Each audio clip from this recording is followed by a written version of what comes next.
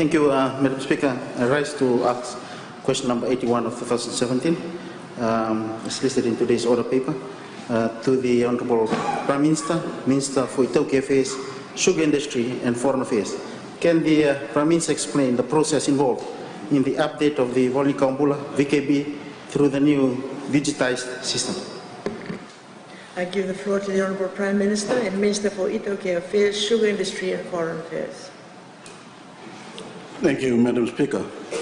I thank the Honourable Member for his question. I hope that his name is in his VKB.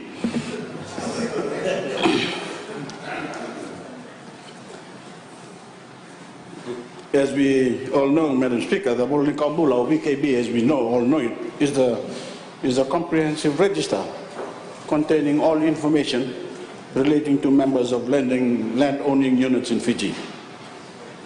The new digitized VKB is a revolutionary computerization system that is moving information on Itaukei land-owning units into the modern era by making such information in Fiji the most secure and most accessible to the people of Fiji it has ever been. And the process of manually updating the VKB register in the Itaukei Lands and Fisheries Commission, the ILFC, in Suva has remained largely unchanged since 1918. I want that emphasized to the members of this House and the public.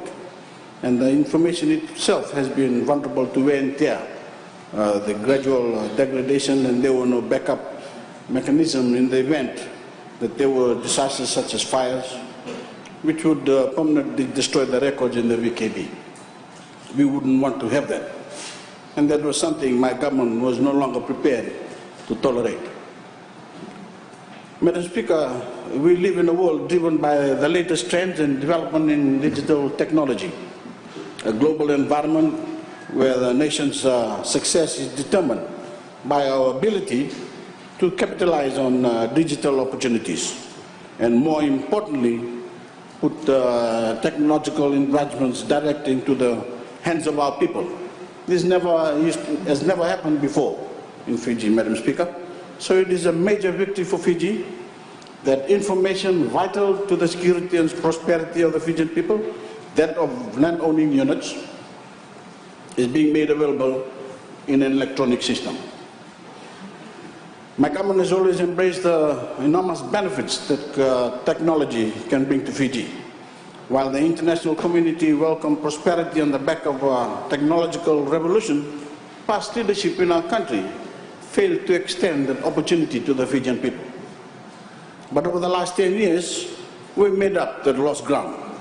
We've extended digital services, laid down capable and modern technology infrastructure, and harnessed the power of free enterprise and innovation to work for Fiji.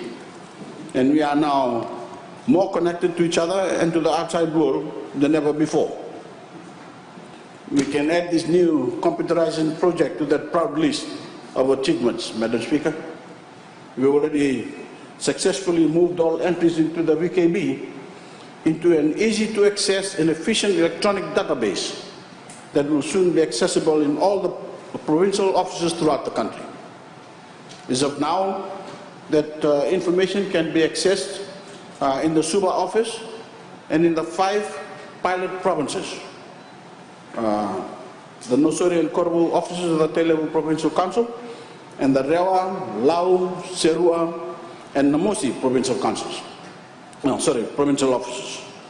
This computerization project simply makes information on land-owning units more accessible. It is now easier and faster to retrieve VKB records as opposed to going through the paper records and services that are decentralized to the provincial offices. The information contained in the digitized VKB has also been essential to the efficient and equitable payments of leased monies to the TLTB to the individual members of landowning units. TLTB has opened more than 50,000 bank accounts, Madam Speaker, for the members of the landowning units who are directly receiving the land lease monies. And for our young people, under the age of 18. These land lease monies will be placed in trust account, accruing interest until they come of age, and can then also access these funds. For your information, Madam Speaker, so far there has been a total of $13 million kept in trust funds for the 14,731 registered individual members of land-owning units below the age of 18. Of course, this amount will increase every year. So we have some rich kids out there. And in a few years' time, these children, when they become adults, will have access to a very healthy sum of money to begin their adult life. This digitization of the VKB entries also makes information of the members of the land-owning units more secure, not less. The data information of the VKB records is securely stored in the ITC data center in Berkeley Crescent that cannot be compromised even in times of disaster. Digitized, the VKB entries can be preserved over the long term. And upon digitization of the VKB entries, Madam Speaker, we also discovered a number of anomalies as we update these records. There were duplicate entries where a member was registered to both his and her mother's, her mother and father's Matangali. There were over 2,550 members whose age was greater than 120 years and still marked alive. 100 years, sorry. Some are still alive. But there were members who are still alive but marked dead in the VKB records. You better go check yours. Therefore, Madam Speaker, an integral part of the digitization of the VKB records is to ensure that records were accurate, and so we undertook the data cleansing exercise. That also has been carried out, and we have been holding road shows around Fiji to address these issues that have only come to light upon digitization of the VKB entries. For instance, for the members whose age is greater than 100 years and marked alive, upon checking with the relevant land-owning units during the road shows, it was clarified that up to 80% of the members had passed on, and the records are now updated. Madam Speaker, this is not an easy task, and the records can only be updated once TLFC has been notified. But the cleansing of the data is an ongoing process, and as at September last year, from the 20,106 duplicate entries in the VKB, 15,749 have been cleansed. Madam Speaker, as I said, the 5 pilot provinces, along with the TLFC Suba office, currently offer VKB registration. They offer amendments, they offer deletions and transfer services, the printing of VKB, Toka registers and green certificates. They will also handle all general VKB inquiries. Currently, anyone can walk into any of the pilot provinces' office or the Suba office and have access to these services.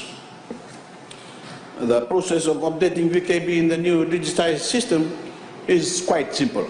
Once a service has been selected, either VKB registration, amendment, deletion or transfer service, and the proper documentation provided, the documents can be scanned and emailed to the TLFC Suba office where they are checked, verified, and if approved, manually updated and updated on the online records.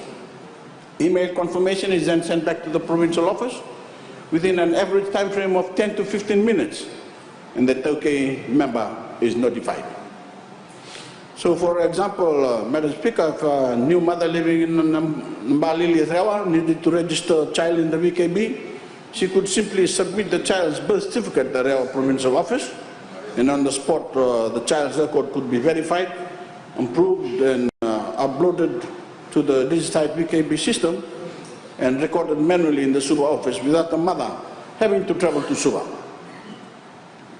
And if tomorrow someone in Lutoka was seeking to amend an existing entry in the VKB, they could simply email the relevant birth certificate to the TLFC Suba office or visit any other pilot offices throughout the country and so receive timely approval on their update request. We are on schedule to have these services available at all 14 provincial offices by the end of the year. And all offices will be staffed properly to handle these new services, new service offerings. Sorry, Madam Speaker. When the rollout is complete, anyone will be able to walk into any provincial office, regardless of where they call home, and access the services. And the TLFC Suva office will continue with its usual service offerings for all provinces, while also accepting service requests over email, including for those Fijians living overseas, as long as supporting documentation is verified. Madam Speaker, the Ministry of Turkey Affairs and those at the pilot provinces stand ready to serve any Fijian seeking more information on how the new system will function, and that information, Madam Speaker, will also be made available to all the future government roadshows. Thank you, Madam Speaker. Thank you. Honorable Roque Liraki. Thank you, Madam Speaker. Probably need clarification on the children below 18 in the distribution of the lease. What happens if the child dies before he or she reaches 18, and where will that money go to? Thank you, Madam Speaker. Thank you, Honorable Prime Minister. Where does the money?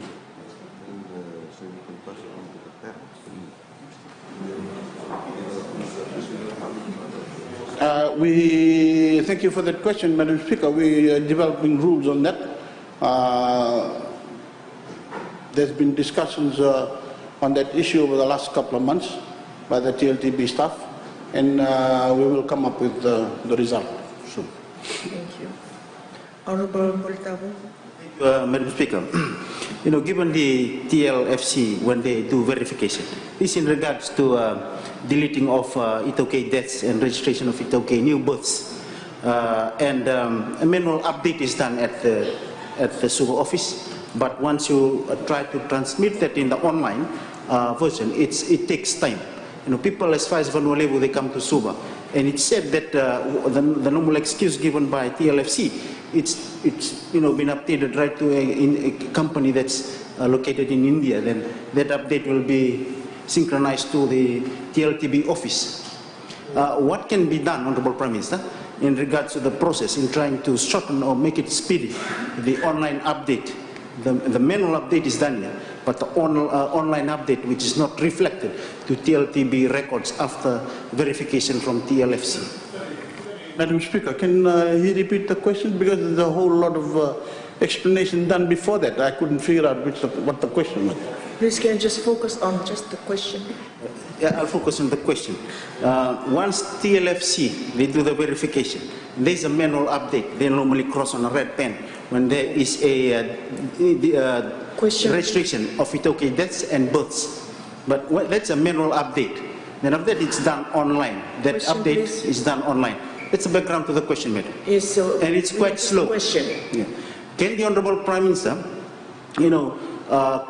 assure the House to the landowners, given the landowners are frustrated when they come to TLFC or TLTB, the records are not updated online, and they are not able to receive their lease money, or the lease money for the deaths and births are not, distributed to the living descendants of a communal landowning units. Thank you.